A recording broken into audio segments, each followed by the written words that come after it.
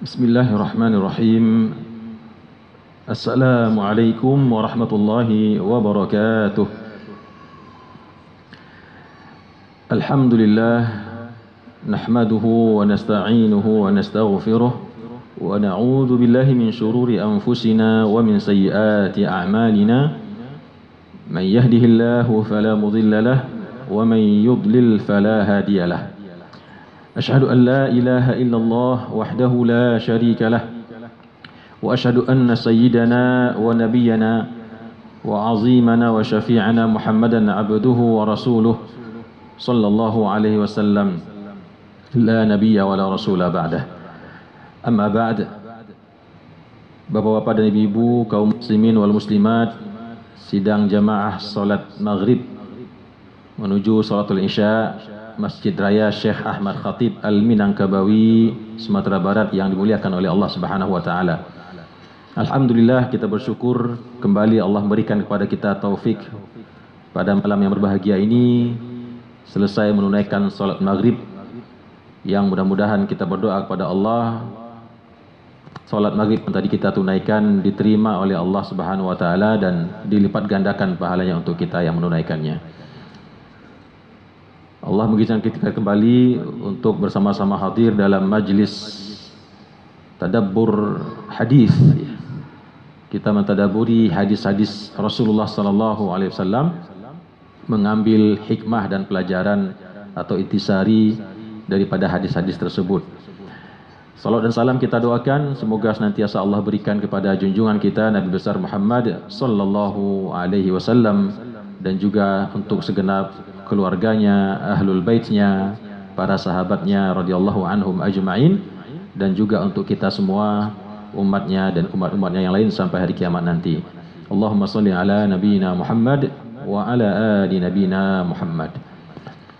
Bapak dan Ibu yang dimuliakan Allah, di pertemuan kita di pekan yang lalu kita telah membahas awal dari sebuah hadis Nabi, hadis qudsi yang diriwayatkan oleh Al-Imam Al-Bukhari dan Muslim dari sahabat Nabi yang agung Abu Hurairah radhiyallahu anhu, bahwasanya beliau berkata, telah bersabda Rasulullah sallallahu alaihi wasallam, beliau menyampaikan atau membacakan sebuah hadis qudsi yang lafalnya atau lafaznya beliau terima langsung dari Allah Subhanahu wa taala.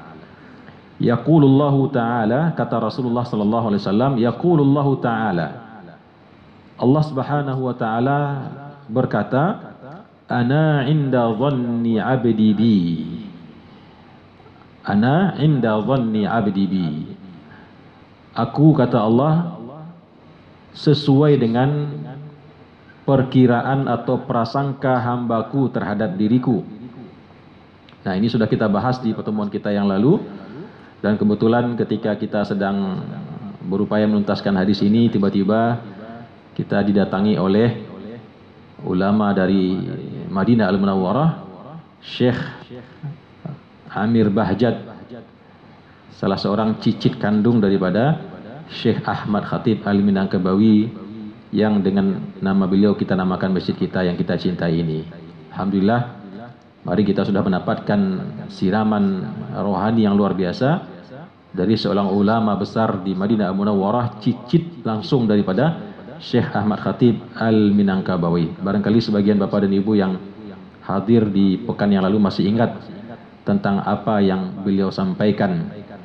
Ya, mungkin kita ulangi sedikit. Beliau menyampaikan kepada kita untuk sering-sering mengucapkan doa, Allahumma a'inni ala dzikrika wa syukrika wa husni ibadatik. Allahumma a'inni ala dzikrika wa syukrika wa husni ibadatik. Ya, beliau sampaikan sesungguhnya sekecil apapun ketaatan yang kita lakukan kepada Allah, bahkan kalaupun hanya sekedar mengucapkan kalimat-kalimat zikir yang pendek, ya, yang tidak pakai modal, yang tidak pakai uang, yang tidak pakai tenaga, hanya gerakan-gerakan kecil lidah di dalam mulut kita. Tapi sesungguhnya kalau kita tidak ditolong, tidak dibantu oleh Allah Subhanahu wa taala untuk melakukannya, maka sesungguhnya kita tidak akan pernah bisa melakukannya. Dan itu benar sekali Bapak dan Ibu ya. Berapa banyak orang di atas dunia ini yang muslim, yang mukmin, yang muslim lah begitu ya.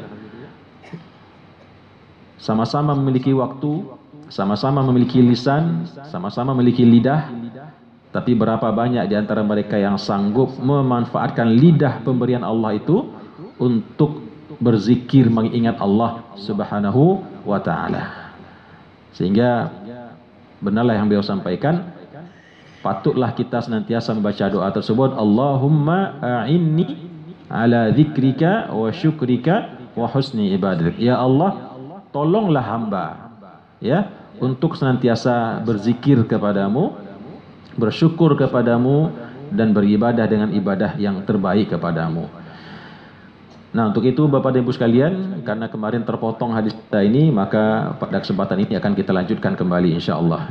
Jadi di pertemuan yang lalu kita sudah jelaskan maksud daripada ana inda zanni abdi bi itu. Kata dalam hadis ini, sesungguhnya aku sesuai sebagaimana persangkaan hambaku kepadaku.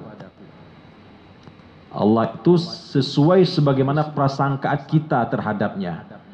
Baik, kalau seandainya persangkaan kita kepada Allah itu baik, maka itulah yang akan Allah berikan kepada kita. Tapi sebaliknya, kalau persangkaan kita itu buruk kepada Allah, maka yang buruk itu pula lah yang Allah berikan kepada kita.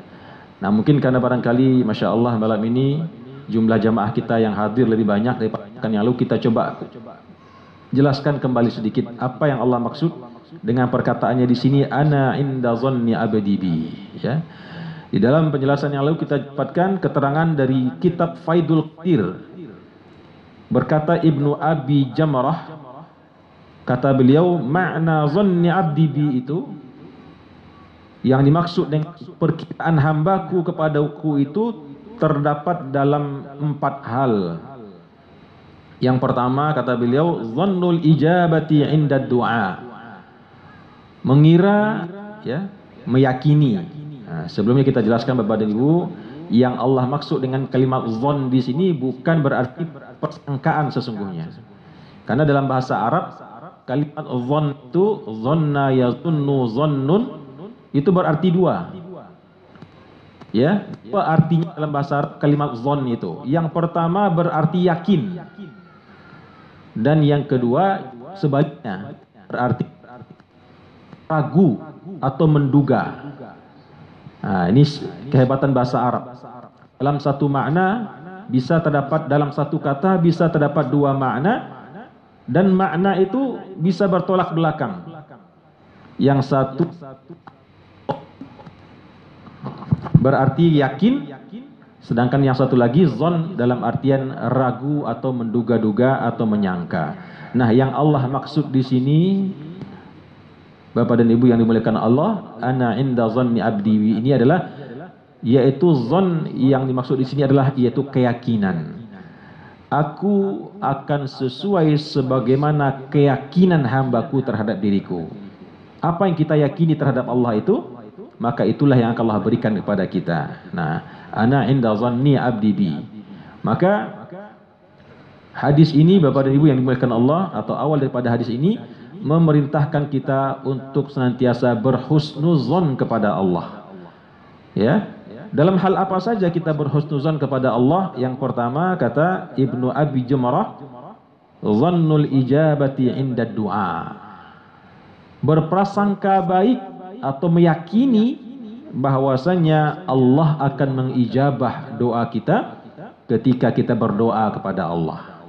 Nah, itu yang harus kita yakini. Ketika kita berdoa harus dibarengi dengan keyakinan penuh bahwasanya apa yang kita doakan, apa yang kita minta tersebut pasti diijabah oleh Allah Subhanahu wa taala. Itu yang dimaksud dengan ana inda zanni abdi bi. Kemudian yang kedua, wa zannul qabuli inda taubah. Ya, wa zannul qabuli inda taubah artinya meyakini bahwasanya Allah pasti akan menerima taubat yang kita lakukan kepada Allah ketika kita bertaubat kepadanya. yakin sepenuh hati bahwasanya ketika kita memohon taubat, menyadari kesalahan dan kemudian ingin memperbaiki diri dan ingin bertaubat kepada Allah, memperbaiki diri dari kesalahan-kesalahan yang lalu, maka ketika kita bertaubat tersebut, kita betul-betul yakin sepenuh hati bahwasanya taubat itu pasti diterima oleh Allah Subhanahu wa ta'ala.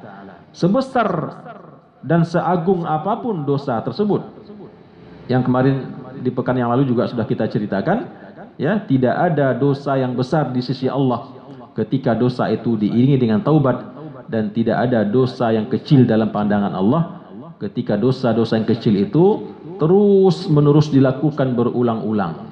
Jadi di sisi Allah itu tidak ada dosa besar, tidak ada dosa kecil. Tidak ada dosa yang besar selagi dosa itu diiringi dengan taubat kepada Allah, dan tidak ada dosa yang kecil selama dosa kecil itu terus dilakukan berulang-ulang, maka bukan dosa kecil lagi namanya, tapi dia terus bertambah menggunung menjadi dosa besar. Kemudian yang ketiga, kata Al-Imam Ibnu Abi Jamrah, wa zannul maghfirati 'indal istighfar, dan meyakini, ya, bahwasanya akan diberikan ampunan ketika mengucapkan istighfar. Kemarin sudah kita jelaskan apa perbedaan taubat dengan istighfar, ya. Mana yang lebih tinggi, taubat atau istighfar? Istighfar biasanya identik dengan mengucapkan kalimat astaghfirullahal azim, ya, astaghfirullahal azim, dan ini biasanya dilakukan di saat kita khilaf, di saat kita terlupa melakukan perbuatan-perbuatan kesalahan atau dosa-dosa yang kecil. Tapi kalau yang berhubungan dengan dosa-dosa yang besar, maka itu padanannya adalah taubat, ya, yang tentunya juga diawali dengan istighfar, tetapi harus dilanjutkan kepada langkah berikutnya, yaitu taubat kepada Allah Subhanahu wa ta'ala. Jadi ketika kita bertaubat, beristighfar kepada Allah, maka kita juga harus yakin bahwasanya istighfar kita tersebut diterima oleh Allah Subhanahu wa ta'ala. Kemudian yang keempat, kata Al-Imam Ibnu Abi Jamrah, wa zannul mujazati 'inda fi'lil ibadati bi syurutiha, ya, yaitu yakin sepenuhnya bahwasanya ketika kita melaksanakan berbagai macam bentuk ibadah, amal soleh, ketaatan, pasti akan diberikan pahala oleh Allah Subhanahu wa ta'ala.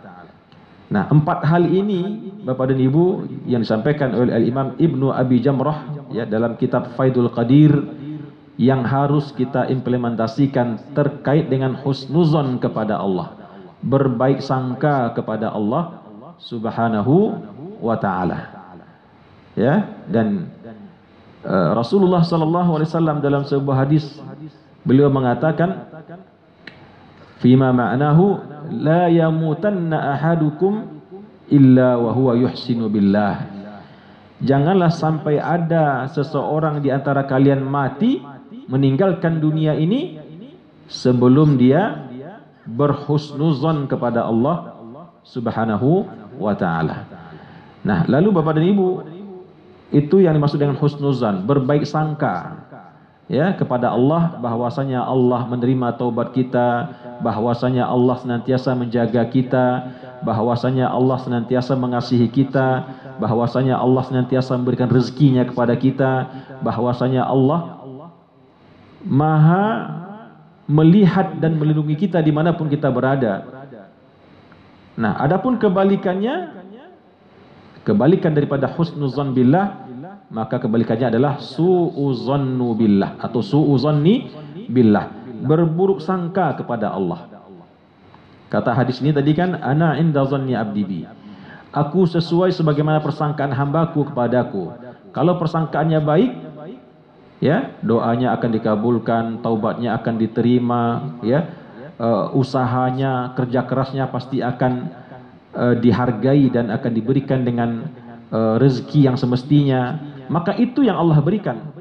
Lalu bagaimana dengan kebalikannya? Karena para ulama juga menjelaskan, ana inda zanni abdi bi ini maksudnya juga, kalau seandainya persangkaan kita buruk kepada Allah, maka yang buruk itu pula yang Allah berikan kepada kita. Nah, ini perlu kita perjelas lagi Bapak dan Ibu.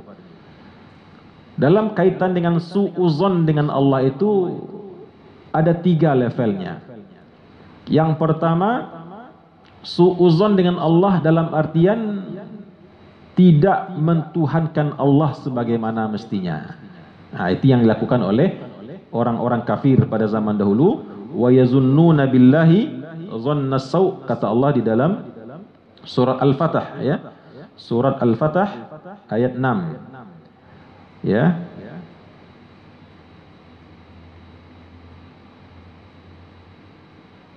Wa yu'adzibal munafiqina wal munafiqati wal musyrikina wal musyrikati adh-dhannina billahi dhannas sau'. Allah akan mengazab orang-orang munafik yang laki-laki dan orang-orang munafik yang perempuan. Demikian juga orang musyrik yang laki-laki dan orang-orang musyrik yang perempuan. Kenapa Allah azab mereka? Az-zannina billahi dhannas sau'. Karena mereka telah berburuk sangka kepada Allah. Mereka salah menuhankan Allah. Ya, mereka salah di dalam menuhankan Allah. Mereka berburuk sangka kepada Allah. Mereka mengira Allah itu memiliki sekutu. Mereka mengira Allah itu memiliki kelemahan dan lain sebagainya. Nah, ini yang dimaksud dengan su'uzannu billah. Su'uzanni billah. Nah, insyaallah kita semua terjauh daripada hal ini. Ya. Yang kedua yang dimaksud dengan su'uzanni billah, mengira atau menyangka, ya, bahwasanya Allah itu memiliki keterbatasan dalam kemampuannya, atau dia tidak mampu melakukan sesuatu yang kita inginkan. Seperti ungkapan seseorang, ya, oh Allah itu kayaknya tidak akan bisa lagi menolong saudara-saudara kita di Palestina, di Gaza itu. Lihatlah, sudah berapa hari ini yang terbunuh Bapak dan Ibu? Lebih 60.000 orang. Ada mungkin, ya, di antara orang Islam yang sampai terbetik di pemikirannya, kayaknya Allah itu tidak sanggup lagi menolong hambanya di Palestina itu. Buktinya dibiarkan saja tiap hari mati ratusan orang, ya. Nah, ini termasuk juga dengan su'uzon dengan Allah. Atau dia menyangka, ya, dia menyangka Allah itu tidak sanggup lagi merubah keadaan bangsa Indonesia yang penuh dengan apa namanya, penyakit-penyakit akut. Apa misalnya korupsi, ya, nepotisme, apalagi kolusi dan lain sebagainya. Nah, ini termasuk sikap su'uzon dengan Allah, meragukan kemampuan Allah untuk melakukan sesuatu yang sesungguhnya itu adalah kekuasaan Allah Subhanahu wa taala. Kemudian yang ketiga Bapak dan Ibu yang diberkahi Allah, yang dimaksud dengan su'uzon dengan Allah itu adalah su'uzon terhadap kemampuan Allah terhadap dirinya sendiri. Kalau tadi terhadap sesuatu yang di luar dirinya, eksternal, ya. Dia tidak mengumpat Allah, dia tidak menyalahkan Allah, tapi dia melihat fenomena yang ada di sekitarnya, di alam dunia ini, lalu timbul perasaan buruk sangkanya kepada Allah.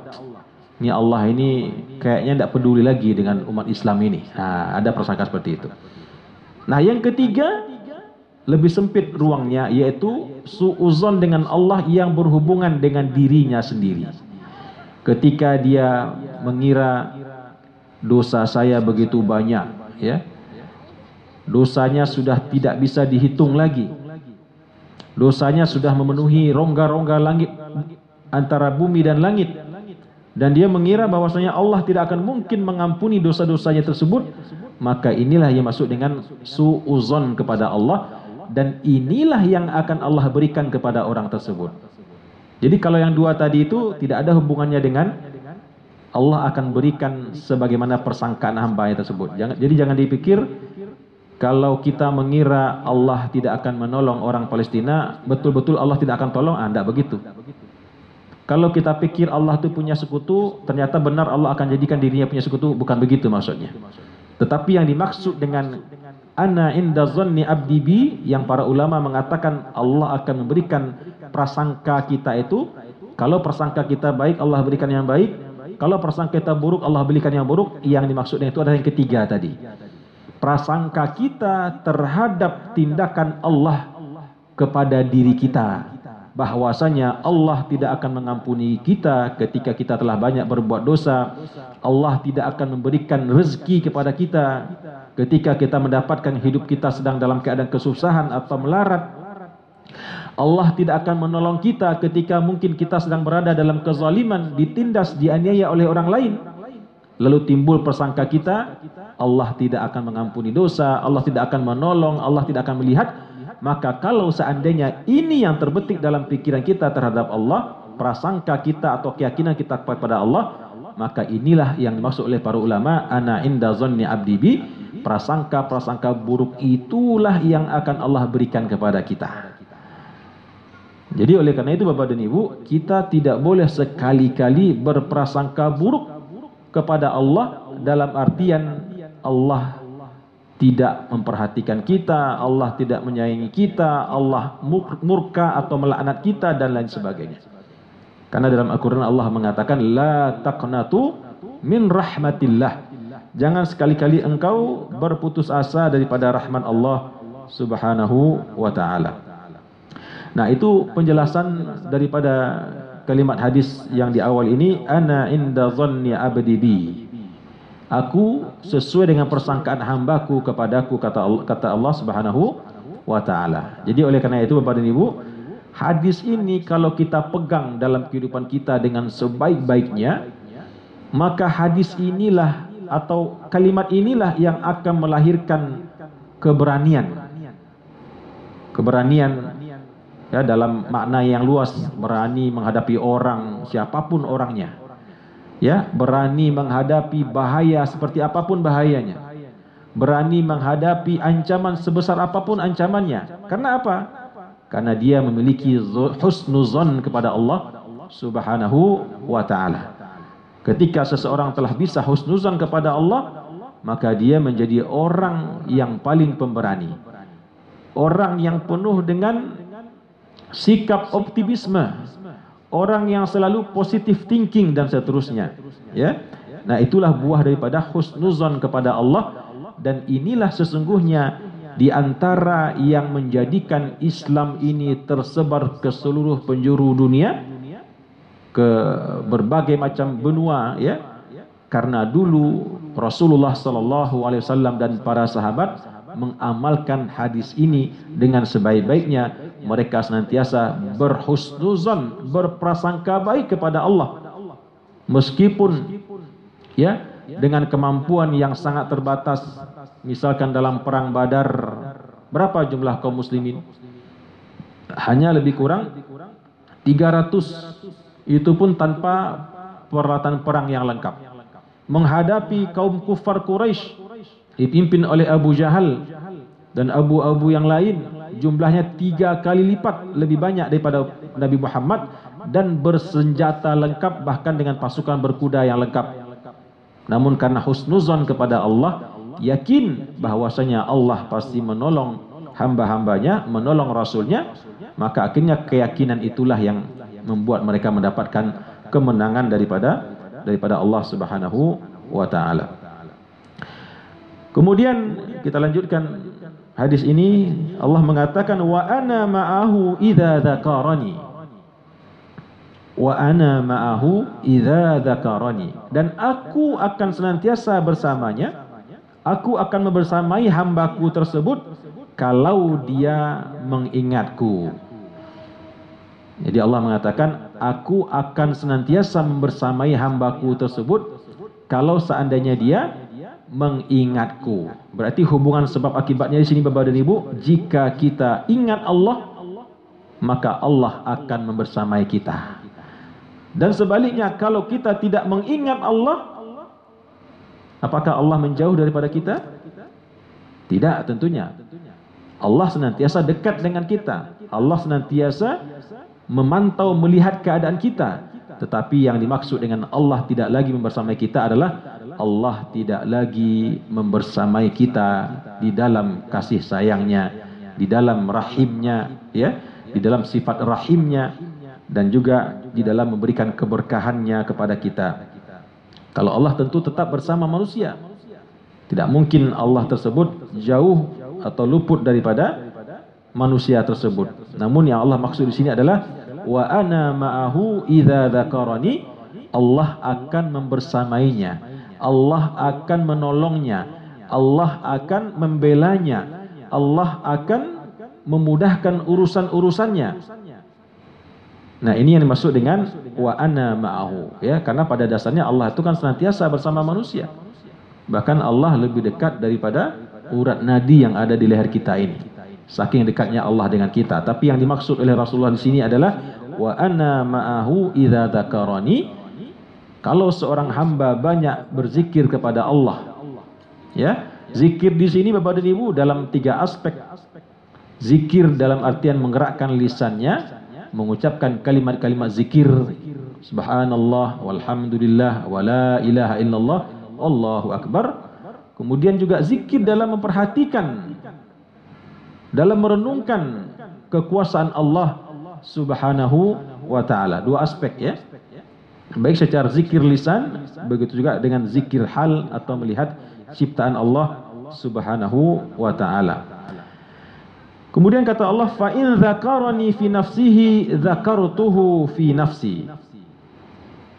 Kalau seandainya hambaku tersebut mengingat diriku di dalam dirinya, baik dengan zikir lisan, ya, zikir lisan, meskipun baik dengan zikir lisan dengan mengucapkan subhanallah, subhanallah, subhanallah, subhanallah, subhanallah, ya, alhamdulillah, alhamdulillah, alhamdulillah, alhamdulillah.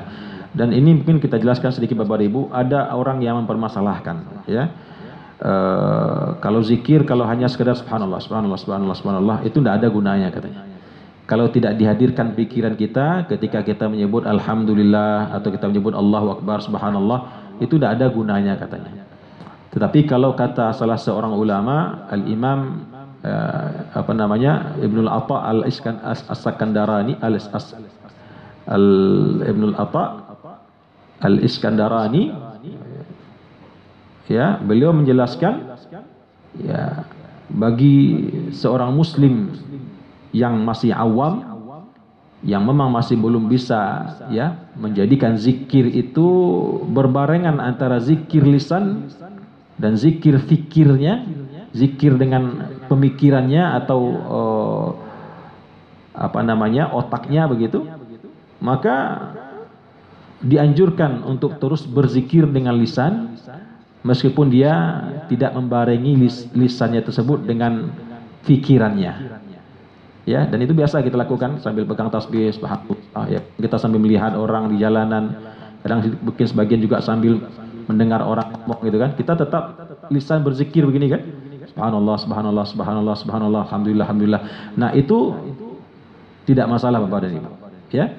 Tapi tentu level yang lebih tinggi lagi dari itu apa? Ketika kita mengucapkan subhanallah, kita renungkan bahwasanya Allah itu maha suci, kita sebut alhamdulillah, kita pikirkan bahwasanya memang segala puji itu adalah untuk Allah subhanahu wa ta'ala.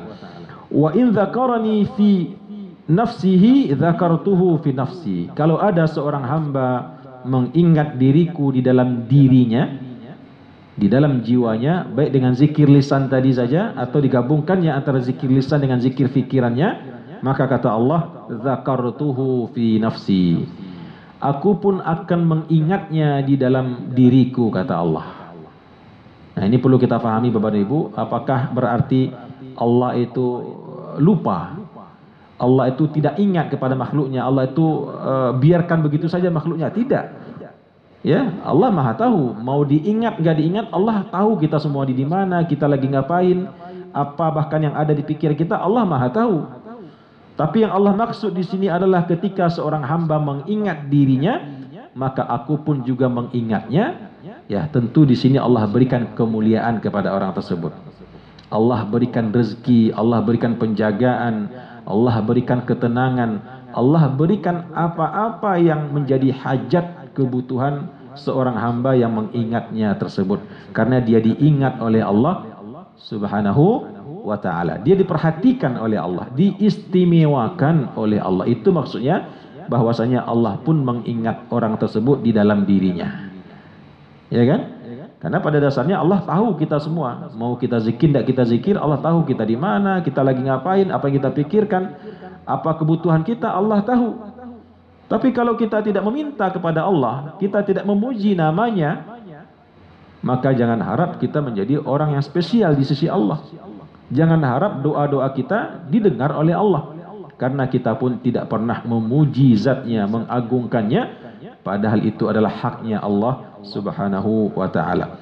Kemudian yang berikutnya kata Allah dalam hadis ini, wa in dzakarani fi mala'in dzakartuhu fi mala'in khairin minhu. Kalau tadi maksudnya adalah seseorang yang berzikir dalam kesendirian, ya, apakah di rumahnya, di mihrabnya, di keheningan malam, di saat dia selesai sholat tahajud, atau mungkin dia duduk sendirian di pinggir danau, di pinggir laut, atau dalam hutan, dia berzikir sendiri kepada Allah, maka Allah akan ingat orang tersebut dalam dirinya. Tetapi kata Allah, wa in dzakarani fi mala'in, kalau dia mengingatku di tengah orang banyak. Apa maksudnya mengingat Allah di tengah orang banyak, Bapak dan Ibu? Ya, ada dua maksudnya. Mengingat Allah di tengah orang banyak, memang dia ingat sama Allah di saat seharusnya orang biasanya kalau sudah banyak, kalau sudah ramai itu kan lupa sama Allah, Pak.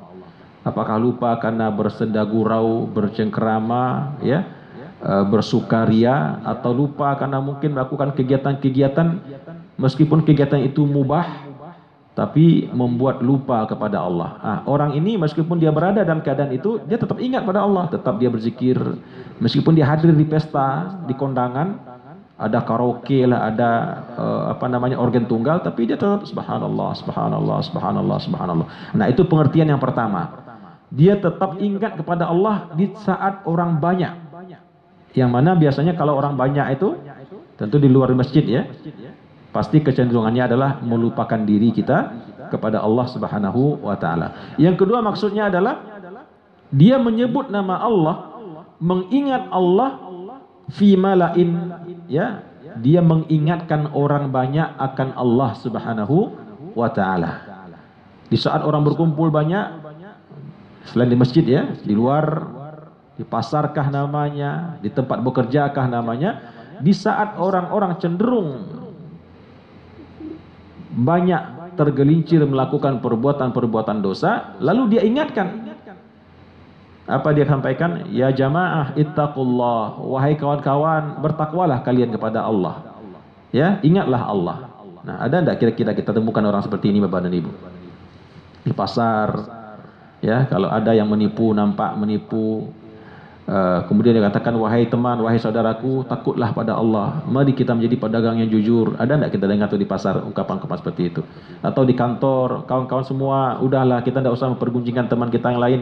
Ittaqullah, takutlah kita kepada Allah. Sesungguhnya Al-Quran mengatakan perumpamaan orang yang menggunjingkan temannya bagaikan seseorang yang makan bangkai saudaranya. Nah, ada enggak di antara kita yang pernah mendengar orang tersebut berani di tengah orang banyak, di saat orang lalai, orang banyak melakukan dosa, lalu dia berani mengatakan ittaqullah. Nah, ini yang dimaksud dengan wa in dzakarani fi mala'in dzakartuhu fi mala'in khairin minhum.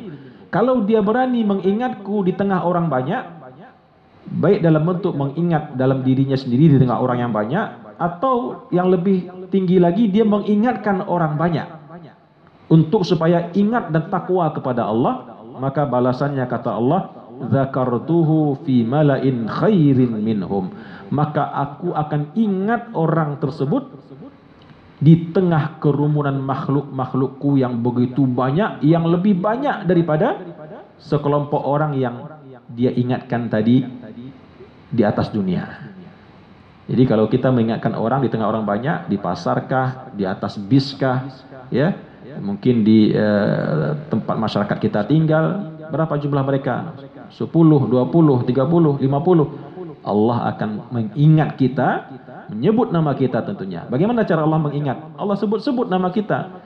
Hei malaikat, hei para syuhada, hei para solihin. Ya, lihat hambaku si fulan bin fulan itu di dunia. Ya, sesungguhnya dia telah mengingatku di tengah orang banyak, maka ketahuilah sesungguhnya aku telah ridho kepadanya. Begitu cara Allah mengingat kita di tengah-tengah makhluknya yang banyak pula di sisinya, itu di sisi arasnya. Kemudian di kelanjutan hadis ini Bapak dan Ibu, Allah mengatakan wa in taqarraba ilayya bisyibrin, kalau seandainya si hamba itu berupaya mendekat kepada Allah Subhanahu wa taala sejengkal saja. Sejengkal segini ya. Kalau dia berusaha mendekat kepada Allah sejengkal saja. Bagaimana bentuk seseorang mendekat kepada Allah sejengkal Bapak dan Ibu? Ya, mungkin yang tadinya dia tidak pernah mau sholat, mulai dia mau sholat tapi masih bolong-bolong sholatnya. Nah, itu namanya sejengkal katakan. Yang tadinya dia tidak mau sama sekali dengan sesuatu yang berhubungan dengan agama, dengan Allah, mulai tunduk hatinya dan jiwanya mengakui agama, mengakui Allah. Tapi mungkin belum sampai melaksanakan sholat yang rutin. Nah, itu namanya sudah mulai mendekat kepada Allah walaupun sejengkal. Ya, maka kata Allah, kalau ada hambaku yang baru berupaya mendekat kepadaku sejengkal begini, sejengkal baru Bapak. Maka kata Allah, taqarrabtu ilaihi dhira'an. Maka aku kata Allah akan mendekat kepada hambaku tersebut zira'an. Segini apa namanya Pak? Sedepa atau sehasta? Salam. Sedepa ya. Nah, jadi kalau kita mendekat kepada Allah sejengkal ini, Allah akan mendekat kepada kita sedepa. Ya. Jadi Allah itu tidak apa namanya ke dalam istilah apa itu?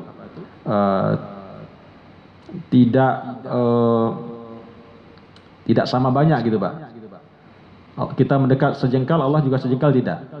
Allah mendekat kepada kita dengan berkali-kali lipat kita mendekat kepada Allah tersebut, ya. Karena Allah itu sangat bahagia atau sangat gembira ketika melihat ada di antara hamba-hamba yang Dia ciptakan itu mendekatkan diri kepadanya, walaupun baru sejengkal tadi. Allah mendekat kepadanya sedepa. Lalu kemudian kata Allah, wa in taqarraba ilayya dhira'an, kalau seandainya ada hambaku yang mendekat kepadaku sedepa, tadi kan sejengkal, sekarang sedepa lagi. Maka kata Allah, taqarrabtu ilaihi ba'ah, aku pun akan mendekat kepadanya sehasta ya. Dua tangan ini sehasta apa ya? Atau kebalik mungkin. Ini yang sehasta, ini yang sedepa. Saya lupa. Ya, kira-kira begitulah ya. Ini sedepa, ini sehasta. Kalau seandainya seorang hamba mendekat kepada Allah sedepa, maka Allah akan mendekat kepadanya sehasta. Dan kemudian kata Allah, wa in atani yamshi ataituhu harwalah. Tadi sejengkal, habis itu naik menjadi sedepa. Allah akan mendekat sehasta. Nah, sekarang kata Allah, kalau seandainya dia mendekat dalam keadaan berjalan, mendekat tapi berjalan, maka kata Allah, aku pun akan mendekat dan datang kepadanya sambil berlari. Subhanallah, ya. Jadi Allah itu Bapak dan Ibu tidak berbanding kebaikannya dengan kebaikan kita kepadanya. Tidak berbanding cintanya kepada kita dengan cinta kita kepadanya.